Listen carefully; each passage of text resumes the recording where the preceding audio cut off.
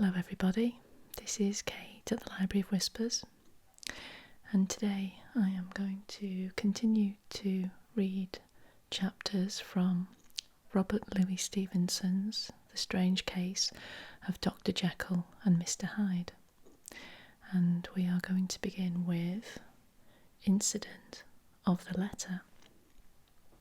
So let's begin. It was late in the afternoon when Mr. Utterson found his way to Dr. Jekyll's door, where he was at once admitted by Poole and carried down by the kitchen offices and across a yard which had once been a garden, to the building which was indifferently known as the laboratory or dissecting rooms. The doctor had bought the house from the heirs of a celebrated surgeon, and his own tastes being rather chemical than anatomical, had changed the destination of the block at the bottom of the garden. It was the first time that the lawyer had been received in that part of his friend's quarters, and he eyed the dingy, windowless structure with curiosity, and gazed round with a distasteful sense of strangeness as he crossed the theatre, once crowded with eager students, and now lying gaunt and silent, the tables laden with chemical apparatus, the floor strewn with crates and littered with packing straw, and the light falling dimly through the foggy cupola. At the further end, a flight of stairs mounted to a door covered with red baize, and through this Mr. Utterson was at last received into the doctor's cabinet. It was a large room fitted with glass presses, furnished among other things with a cheval glass and a business table, and looking out upon the court by 3 dusty windows barred with iron. The fire burned in the grate.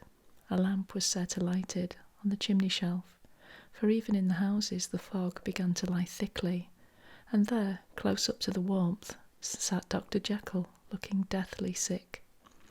He did not rise to meet his visitor, but held out a cold hand and bade him welcome in a changed voice. "And now," said Mr. Utterson, as soon as Poole had left them, "you have heard the news?" The doctor shuddered. "They were crying it in the square," he said. "I heard them in my dining room." "One word," said the lawyer. "Carew was my client, but so are you, and I want to know what I am doing. You have not been mad enough to hide this fellow." "Utterson, I swear to God," cried the doctor. "I swear to God I will never set eyes on him again. I bind my honour to you that I am done with him in this world. It is all at an end. And indeed he does not want my help. You don't know him as I do. He is safe. He is quite safe. Mark my words, he will never more be heard of." The lawyer listened gloomily. He did not like his friend's feverish manner. "You seem pretty sure of him," said he, "and for your sake I hope you may be right. If it came to a trial, your name might appear." "I am quite sure of him," replied Jekyll. "I have grounds for certainty that I cannot share with anyone. But there is one thing on which you may advise me. I have received a letter, and I am at a loss whether I should show it to the police. I should like to leave it in your hands, Utterson. You would judge wisely, I am sure. I have so great a trust in you." "You fear, I suppose, that it might lead to his detection?" asked the lawyer. "No," said the other. "I cannot say that I care what becomes of Hyde. I am quite done with him. I was thinking of my own character, which this hateful business has rather exposed." Utterson ruminated a while. He was surprised at his friend's selfishness, and yet relieved by it. "Well," said he, at last, "let me see the letter." The letter was written in an odd, upright hand, and signed Edward Hyde, and it signified, briefly enough, that the writer's benefactor, Dr. Jekyll, whom he had long so unworthily repaid for 1,000 generosities, need labour under no alarm for his safety, as he had means of escape on which he placed a sure dependence. The lawyer liked this letter well enough. It put a better colour on the intimacy than he had looked for, and he blamed himself for some of his past suspicions. "Have you the envelope?" he asked. "I burned it," replied Jekyll, "before I thought what I was about, but it bore no postmark." The note was handed in. "Shall I keep this and sleep upon it?" asked Utterson. "I wish you to judge for me entirely," was the reply. "I have lost confidence in myself." "Well, I shall consider," returned the lawyer. "And now one more word. It was Hyde who dictated the terms in your will about that disappearance." The doctor seemed seized with a qualm of faintness.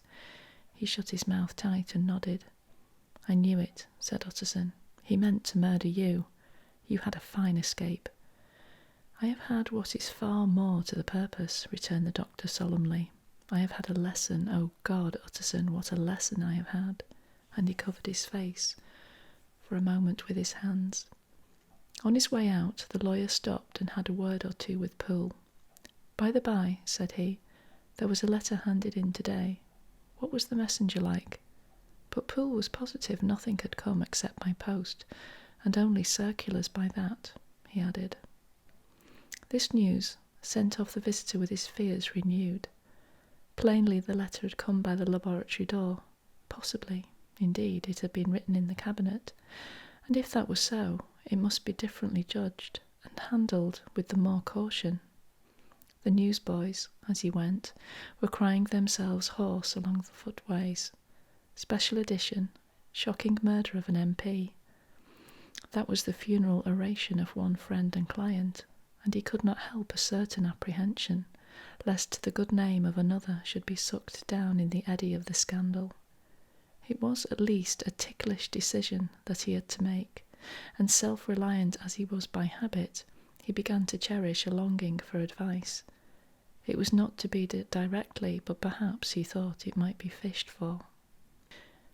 Presently after, he sat on one side of his own hearth, with Mr. Guest, his head clerk, upon the other, and midway between, at a nicely calculated distance from the fire, a bottle of a particular old wine that had long dwelt unsunned in the foundations of his house.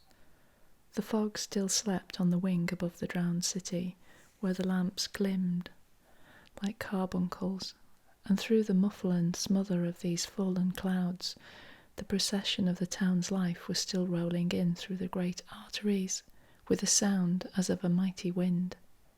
But the room was gay with firelight.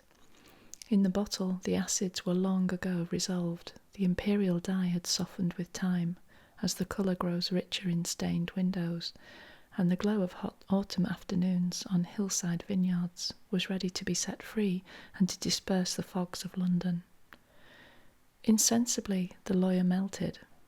There was no man from whom he kept fewer secrets than Mr. Guest, and he was not always sure that he kept as many as he meant.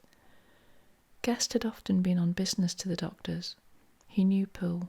He could scarce have failed to hear of Mr. Hyde's familiarity about the house. He might draw conclusions. Was it not as well, then, that he should see a letter which put that mystery to right? And above all, since Guest, being a great student and critic of handwriting, would consider the step natural and obliging. The clerk, besides, was a man of counsel. He could scarce read so strange a document without dropping a remark, and by that remark Mr. Utterson might shape his future course. "This is a sad business about Sir Danvers," he said. "Yes, sir, indeed. It has elicited a great deal of public feeling," returned Guest. "The man, of course, was mad." "I should like to hear your views on that," replied Utterson. "I have a document here in his handwriting. It is between ourselves, for I scarce know what to do about it. It is an ugly business at the best, but there it is, quite in your way, a murderer's autograph." Guest's eyes brightened, and he sat down at once and studied it with passion. "No, sir," he said, "not mad, but it is an odd hand. And by all accounts a very odd writer," added the lawyer. Just then the servant entered with a note. "Is that from Dr. Jekyll, sir?" inquired the clerk. "I thought I knew the writing. Anything private, Mr. Utterson?" "Only an invitation to dinner. Why? Do you want to see it?" "One moment, I thank you, sir," and the clerk laid the 2 sheets of paper alongside and sedulously compared their contents. "Thank you, sir," he said at last, returning both. "It's a very interesting autograph." There was a pause, during which Mr. Utterson struggled with himself. "Why did you compare them, guest?" he inquired suddenly. "Well, sir," returned the clerk, "there's a rather singular resemblance. The two hands are in many points identical, only differently sloped." "Rather quaint," said Utterson. "It is, as you say, rather quaint," returned Guest. "I wouldn't speak of this note, you know," said the master. "No, sir," said the clerk, "I understand." But no sooner was Mr. Utterson alone that night than he locked the note into his safe, where it reposed from that time forward. What, he thought, Henry Jekyll forged for a murderer, and his blood ran cold in his veins. Incident of Dr. Lanyon. Time ran on. Thousands of pounds were offered in reward for the death of Sir Danvers, was resented as a public inquiry. But Mr. Hyde had disappeared out of the ken of the police as though he had never existed. Much of his past was unearthed, indeed, and all disreputable tales came out of the man's cruelty, at once so callous and violent, of his vile life, of his strange associates, of the hatred that seemed to have surrounded his career, but of his present whereabouts, not a whisper. From the time he had left the house in Soho on the morning of the murder, he was simply blotted out, and gradually, as time drew on, Mr. Utterson began to recover from the hotness of his alarm, and to grow more at quiet with himself. The death of Sir Danvers was, to his way of thinking, more than paid for by the disappearance of Mr. Hyde. Now that the evil influence had been withdrawn, a new life began for Dr. Jekyll. He came out of his seclusion, renewed relations with his friends, became once more their familiar guest and entertainer, and whilst he had always been known for charities, he was now no less distinguished for religion. He was busy, but he was much in the open air. He did good. His face seemed to open and brighten, as if with an inward consciousness of service, and for more than 2 months the doctor was at peace. On the 8th of January, Utterson had dined at the doctor's with a small party. Lanyon had been there, and the face of the host had looked from one to the other, as in the old days, when the trio were inseparable friends. On the 12th, and again on the 14th, the door was shut against the lawyer. The doctor was confined to the house, Poole said, and saw no one. On the 15th he tried again, and was again refused, and having now been used for the last 2 months to see his friend almost daily, he found this return of solitude to weigh upon his spirits. The 5th night he had in guest to dine with him, and the 6th he betook himself to Dr. Lanyon's. There at least he was not denied admittance. But when he came in, he was shocked at the change which had taken place in the doctor's appearance. He had his death warrant written legibly upon his face.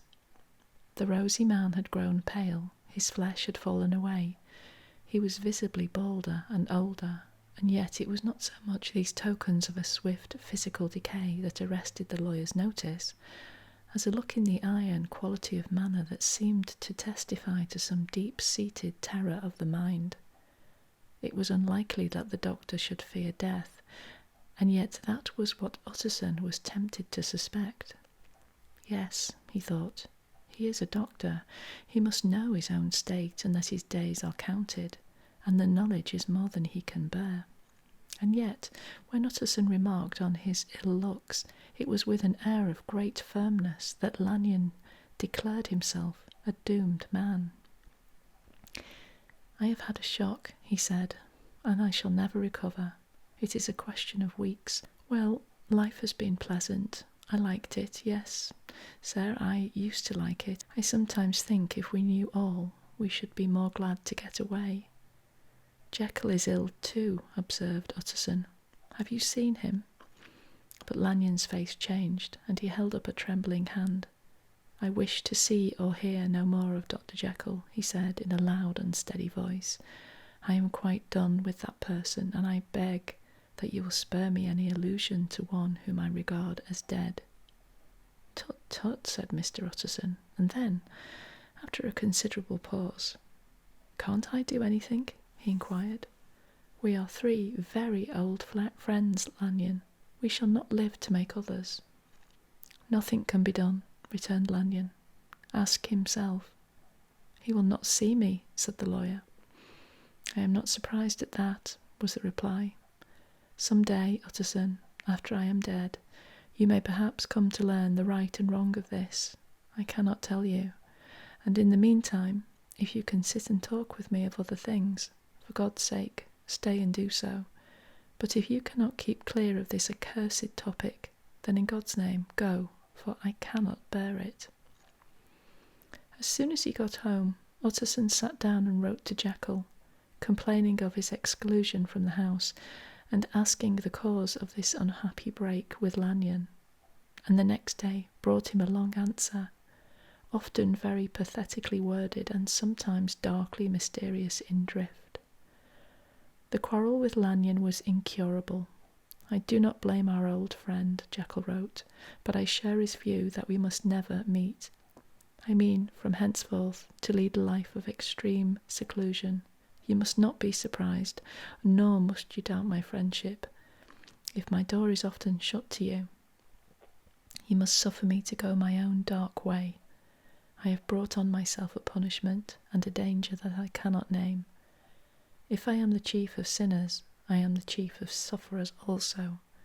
I could not think that this earth contained a place for sufferings and terrors so unmanning, and you can do but one thing, Utterson, to lighten this destiny, and that is to respect my silence." Utterson was amazed. The dark influence of Hyde had been withdrawn. The doctor had returned to his old tasks and amities. A week ago the prospect had smiled with every promise of a cheerful and an honoured age, and now, in a moment, friendship and peace of mind and the whole tenor of his life were wrecked. So great and unprepared a change pointed to madness, but in view of Lanyon's manner and words, there must lie for it some deeper ground. A week afterwards, Dr. Lanyon took to his bed, and in something less than a fortnight he was dead.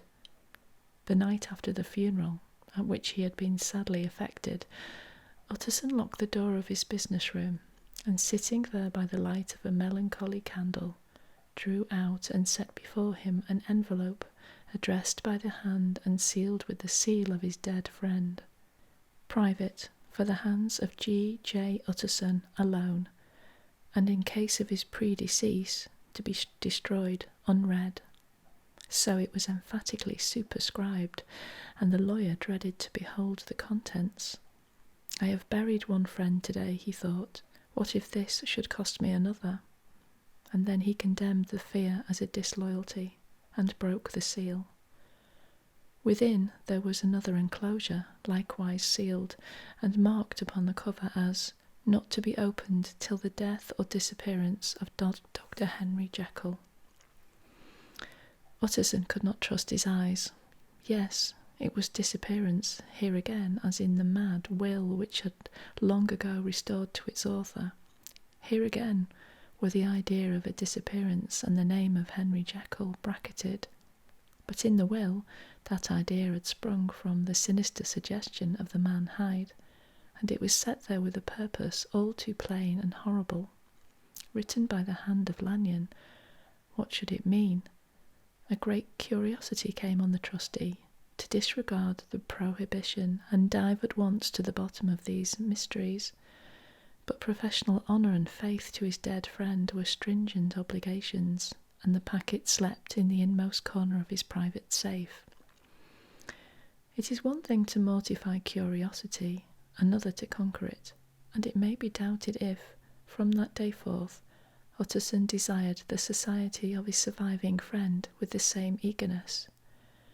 He thought of him kindly, but his thoughts were disquieted and fearful. He went to call, indeed, but he was perhaps relieved to be denied admittance. Perhaps in his heart he preferred to speak with Poole upon the doorstep, and surrounded by the air and sounds of the open city, rather than to be admitted into that house of voluntary bondage, and to sit and speak with its inscrutable recluse. Poole had, indeed, no very pleasant news to communicate. The doctor, it appeared, now more than ever confined himself to the cabinet over the laboratory, where he would sometimes even sleep. He was out of spirits. He had grown very silent. He did not read. It seemed as if he had something on his mind. Utterson became so used to the unvarying character of these reports that he fell off little by little in the frequency of his visits. Next chapter. Incident at the window. It chanced on Sunday, when Mr. Utterson was on his usual walk with Mr. Enfield, that their way lay once again through the by-street, and that when they came in front of the door, both stopped to gaze on it. "Well," said Enfield, "that story's at an end at least. We shall never see more of Mr. Hyde." "I hope not," said Utterson. "Did I ever tell you that I once saw him and shared your feeling of repulsion?" "It was impossible to do the one without the other," returned Enfield. "And by the way, what an ass you must have thought me, not to know that this was a back way to Dr. Jekyll's. It was partly your own fault that I found it out, even when I did." "So you found it out, did you?" said Utterson. "But if that be so, we may step into the court and take a look at the windows. To tell you the truth, I am uneasy about poor Jekyll, and even outside I feel as if the presence of a friend might do him good." The court was very cool and a little damp and full of premature twilight, although the sky, high up overhead, was still bright with sunset. The middle one of the 3 windows was halfway open, and sitting close beside it, taking the air, was an infinite sadness of mien, like some disconsolate prisoner. Utterson saw Dr. Jekyll. "What, Jekyll?" he cried. "I trust you are better." "I am very low, Utterson," replied the doctor drearily. "Very low. It will not last long, thank God." "You stay too much indoors," said the lawyer. "You should be out, whipping up the circulation like Mr. Enfield and me. This is my cousin, Mr. Enfield, Dr. Jekyll. Come now, get your hat and take a quick turn with us." "You are very good," sighed the other. "I should like to very much, but no, it is quite impossible. I dare not. But indeed, Utterson, I am very glad to see you. This is really a great pleasure.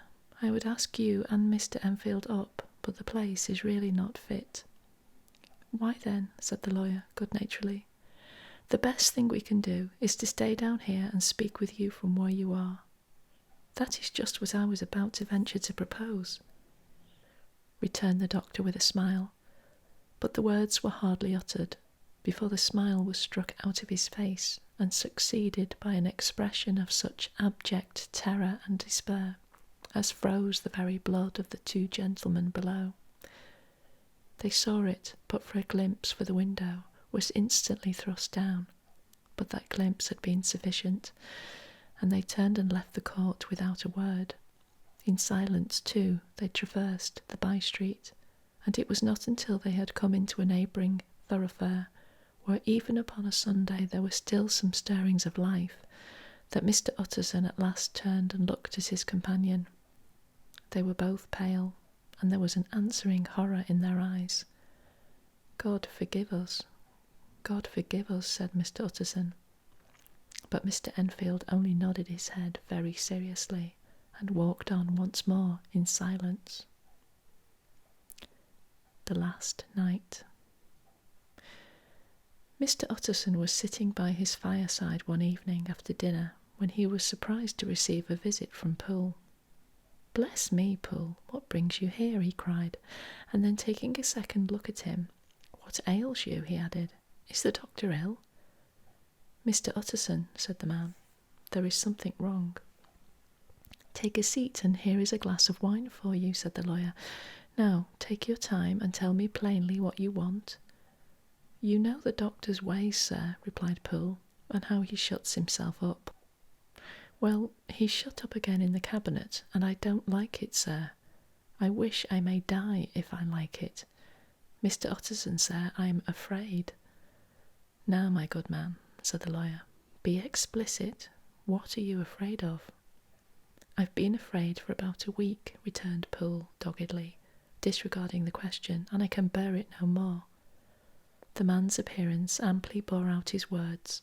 His manner was altered for the worse, and except for the moment when he had first announced his terror, he had not once looked the lawyer in the face. Even now he sat with a glass of wine untasted on his knee, and his eyes directed to a corner of the floor. I can bear it no more, he repeated. Come, said the lawyer. I see you have some good reason, Poole. I see there is something seriously amiss. Try to tell me what it is. I think there's been foul play, said Poole hoarsely. Foul play? Cried the lawyer, a good deal frightened, and rather inclined to be irritated in consequence. What foul play? What does the man mean? I daren't say, sir, was the answer, but will you come along with me and see for yourself? Mr. Utterson's only answer was to rise and get his hat and greatcoat, but he observed with wonder the greatness of the relief that appeared upon the butler's face, and perhaps with no less, that the wine was still untasted when he set it down to follow. It was a wild, cold, seasonable night of March, with a pale moon lying on her back as though the wind had tilted her, and flying wrack of the most diaphanous and lawny texture. The wind made talking difficult, and flecked the blood into the face. It seemed to have swept the streets unusually bare of passengers. Besides, for Mr. Utterson thought he had never seen that part of London so deserted. He could have wished it otherwise. Never in his life had he been conscious of so sharp a wish to see and touch his fellow creatures, for struggle as he might, there was borne in upon his mind a crushing anticipation of calamity. The square, when they got there, was full of wind and dust, and the thin trees in the garden were lashing themselves along the railing. Poole, who had kept all the way a pace or two ahead, now pulled up in the middle of the pavement, and in spite of the biting weather, took off his hat and mopped his brow with a red pocket handkerchief. But for all the hurry of his coming, these were not the dews of exertion that he wiped away, but the moisture of some strangling anguish, for his face was white and his voice, when he spoke, harsh and broken. Well, sir, he said, here we are, and God grant there be nothing wrong.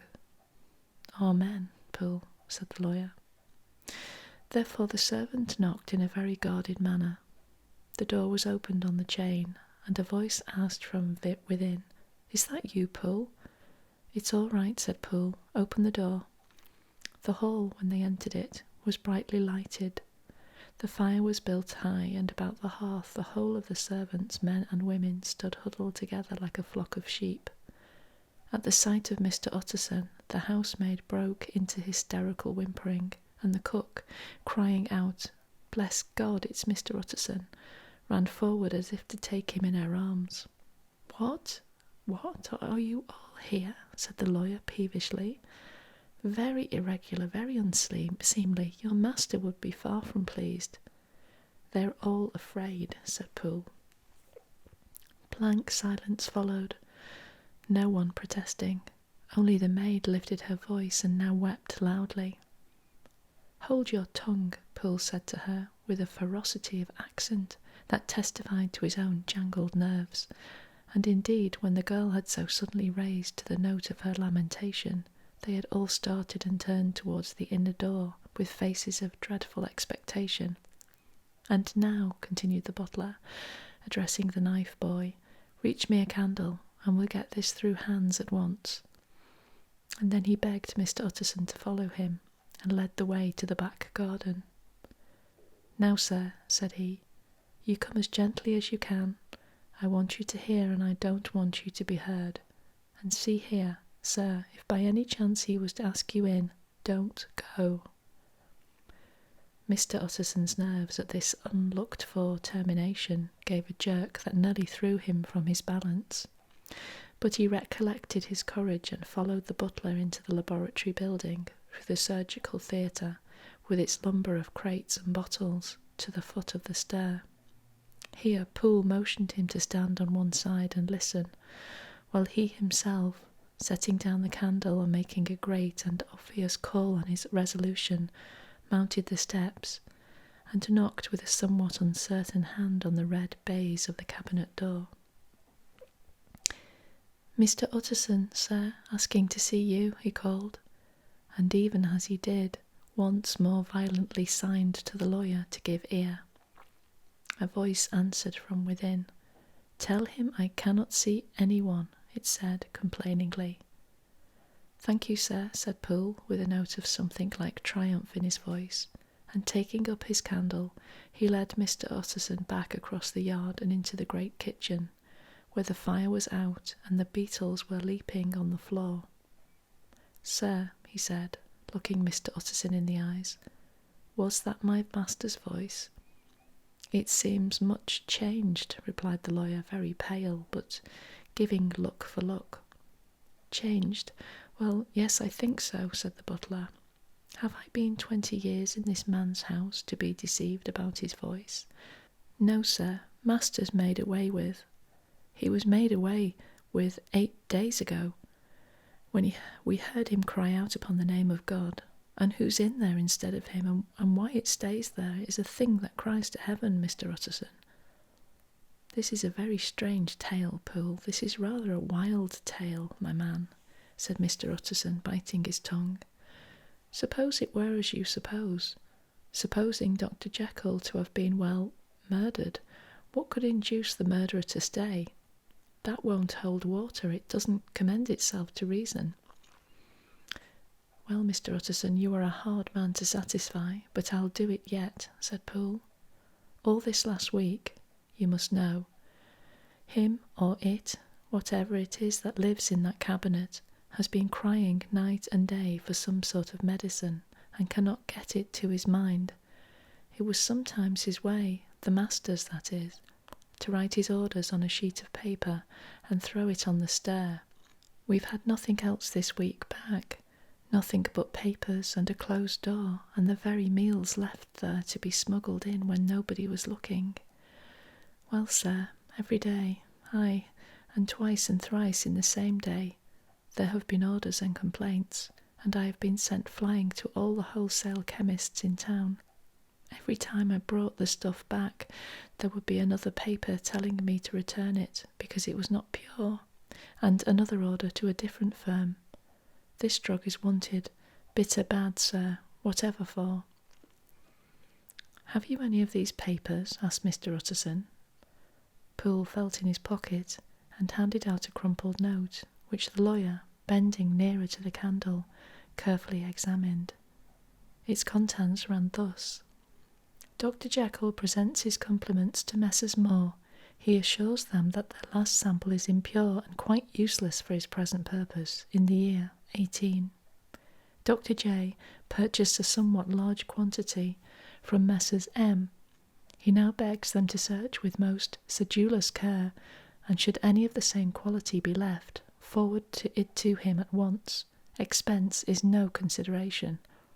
The importance of this to Dr. J. can hardly be exaggerated.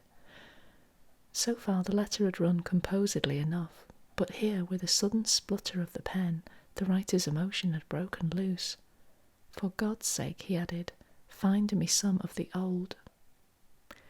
"This is a strange note," said Mr. Utterson, and then sharply, "How do you come to have it open?" "The man at Moore's was main angry, sir, and he threw it back to me like so much dirt," returned Poole. "This is unquestionably the doctor's hand, do you know?" resumed the lawyer. "I thought it looked like it," said the servant rather sulkily, and then, with another voice, "But what matters hand of right?" he said. "I've seen him." "Seen him?" repeated Mr. Utterson. "Well, that's it," said Poole. "It was this way. I came suddenly into the theatre from the garden. It seems he had slipped out to look for this drug or whatever it is, for the cabinet door was open, and there he was at the far end of the room, digging among the crates. He looked up when I came in, gave a kind of cry, and whipped upstairs into the cabinet. It was but for 1 minute that I saw him, but the hair stood upon my head like quills. Sir, if that was my master, why had he a mask upon his face? If it was my master, why did he cry out like a rat and run from me? I have served him long enough. And then... The man paused and passed his hand over his face. These are all very strange circumstances, said Mr. Utterson, but I think I begin to see daylight.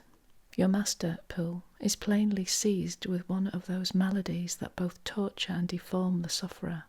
Hence, for aught I know, the alteration of his voice, hence the mask and the avoidance of his friends, hence his eagerness to find this drug, by means of which the poor soul retains some hope of ultimate recovery. God grant that he may not be deceived. There is my explanation. It is sad enough, Poole, aye, and appalling to consider, but it is plain and natural, hangs well together, and delivers us from exorbitant alarms. Sir, said the butler, turning to a sort of mottled pallor, that thing was not my master, and there's the truth. My master, here he looked round him and began to whisper, is a tall, fine build of a man, and this was more of a dwarf. Utterson attempted to protest. Oh, sir, cried Poole, do you think I do not know my master after 20 years?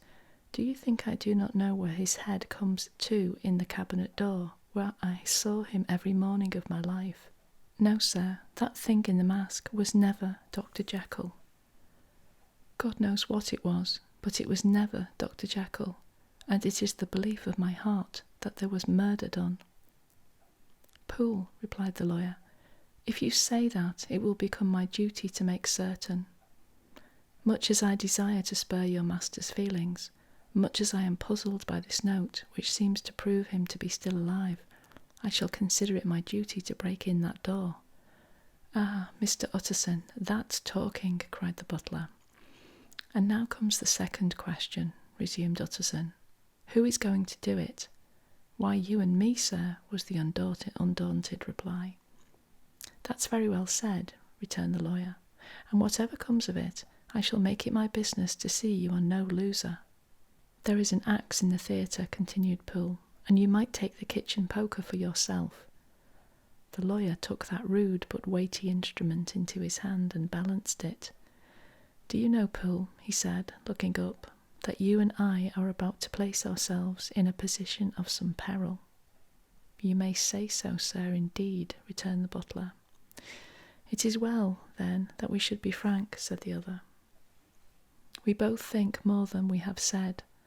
Let us make a clean breast. This masked figure that you saw did not recognise it. Well, sir, it went so quick, and the creature was so doubled up that I could hardly swear to that, was the answer. But if you mean, was it Mr. Hyde? Why, yes, I think it was.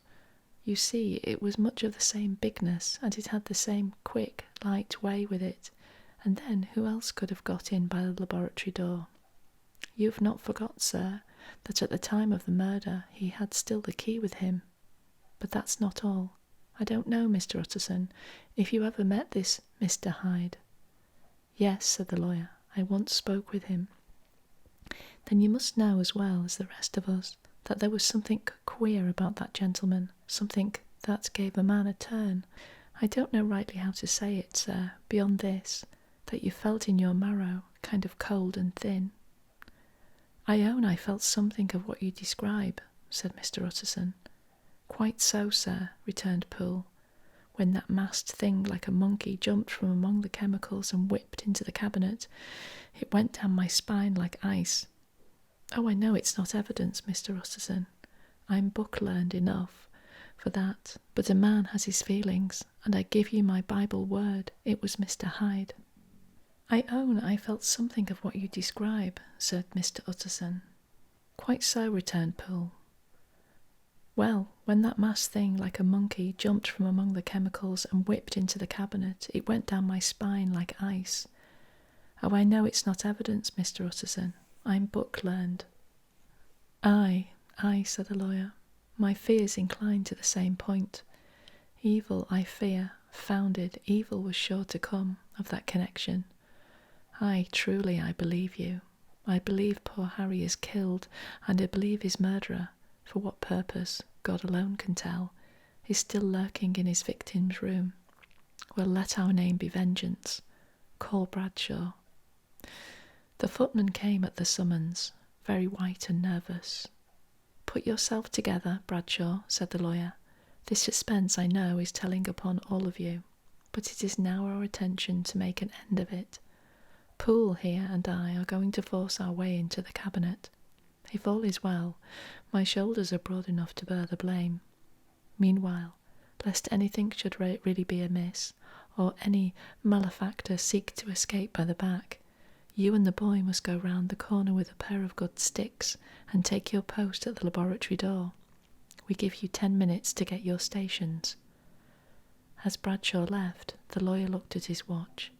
And now, Poole, let us get to ours, he said, and taking the poker under his arm, led the way into the yard. The scud had banked over the moon, and it was now quite dark.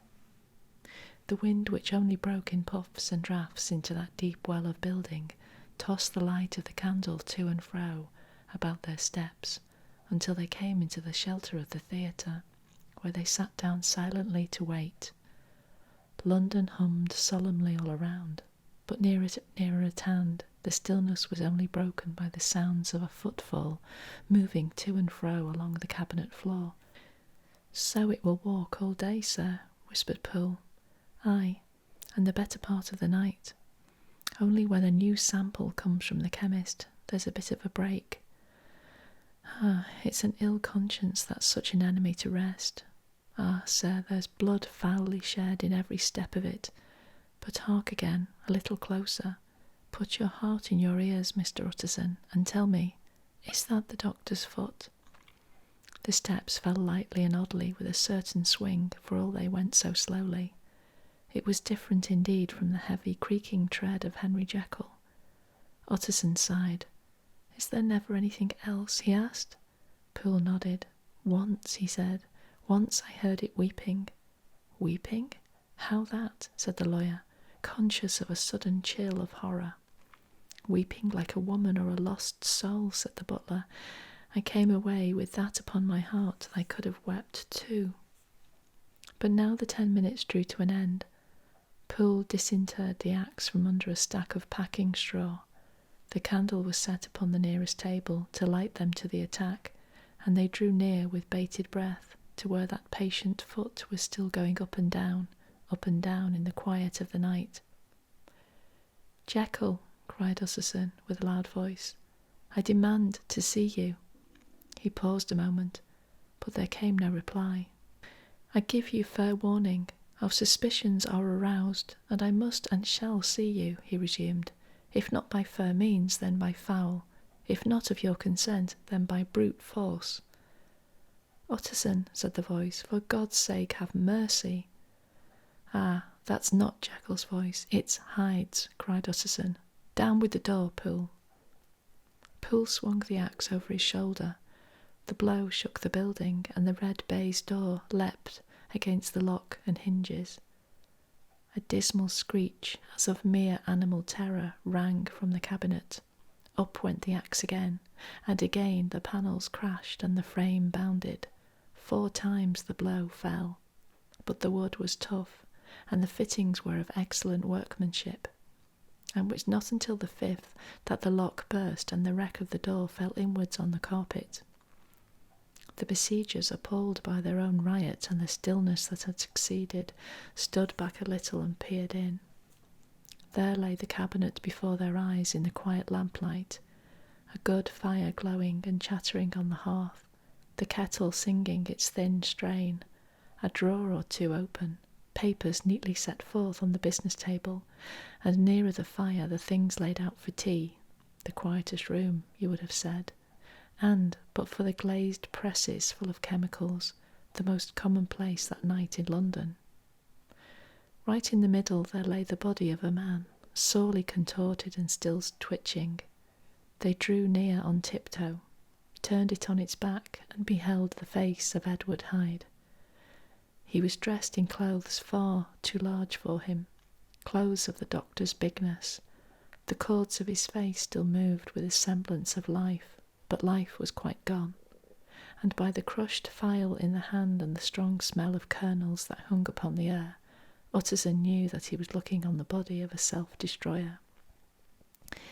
"We have come too late," he said sternly. "Whether to save or punish, Hyde is gone to his account, and it only remains for us to find the body of your master." The far greater proportion of the building was occupied by the theatre, which filled almost the whole ground story and was lighted from above, and by the cabinet, which formed an upper story at one end and looked upon the court. A corridor joined the theatre to the door on the by-street, and with this the cabinet communicated separately by a second flight of stairs. There were besides a few dark closets and a spacious cellar. All these they now thoroughly examined. Each closet needed but a glance, for all were empty, and all, by the dust that fell from their doors, had stood long unopened. The cellar indeed was filled with crazy lumber, mostly dating from the times of the surgeon who was Jekyll's predecessor, but even as they opened the door they were advertised of the uselessness of further search by the fall of a perfect mat of cobweb which had for years sealed up the entrance. Nowhere was there any trace of Henry Jekyll, dead or alive. Poole stamped on the flags of the corridor. "He must be buried here," he said, hearkening to the sound. "Or he may have fled," said Utterson, and he turned to examine the door in the by-street. It was locked, and lying nearby on the flags they found the key already stained with rust. "This does not look like use," observed the lawyer. "Use?" echoed Poole. "Do you not see, sir, it is broken, much as if a man had stamped on it?" "Aye," continued Utterson, "and the fractures too are rusty." The two men looked at each other with a scare. "This is beyond me, Poole," said the lawyer. "Let us go back to the cabinet." They mounted the stair in silence, and still with an occasional awestruck glance at the dead body, proceeded more thoroughly to examine the contents of the cabinet. At one table there were traces of chemical work, various measured heaps of some white salt being laid on glass saucers, as though for an experiment in which the unhappy man had been prevented. "That is the same drug that I was always bringing him," said Poole, and even as he spoke, the kettle with a startling noise boiled over. This brought them to the fireside, where the easy-chair was drawn cosily up, and the tea-things stood ready to the sitter's elbow, the very sugar in the cup. There were several books on a shelf. One lay beside the tea-things open, and Utterson was amazed to find it a copy of a pious work for which Jekyll had several times expressed a great esteem, annotated in his own hand with startling blasphemies. Next, in the course of their review of the chamber, the searchers came to the cheval glass, into whose depths they looked with an involuntary horror. But it was so turned as to show them nothing but the rosy glow playing on the roof, the fire sparkling in 100 repetitions along the glazed front of the presses, and their own pale and fearful countenances stooping to look in. "This glass has seen some strange things, sir," whispered Poole.